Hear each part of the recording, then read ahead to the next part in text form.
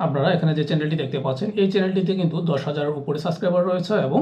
14,000 ঘন্টার উপরে কিন্তু ওয়াচ টাইম গেইন করা হয়েছিল কেবলমাত্র একটি ভিডিও থেকে, এবং চ্যানেলটি মনিটাইজেশনও পেয়ে গিয়েছিল এবং পার্টনার প্রোগ্রাম থেকে ইনকামও শুরু হয়েছিল।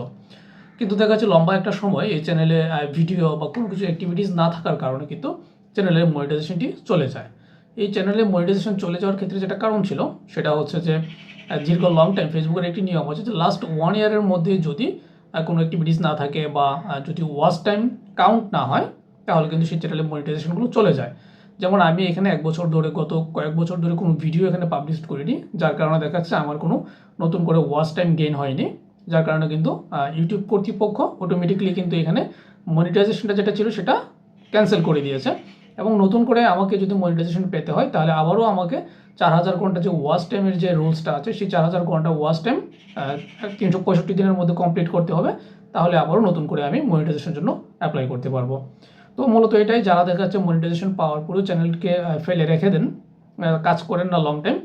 তারা কিন্তু আসলে পরবর্তীতে দেখা যাচ্ছে যে সেই চ্যানেলটিকে আবার নতুন করে শুরু করতে হয়।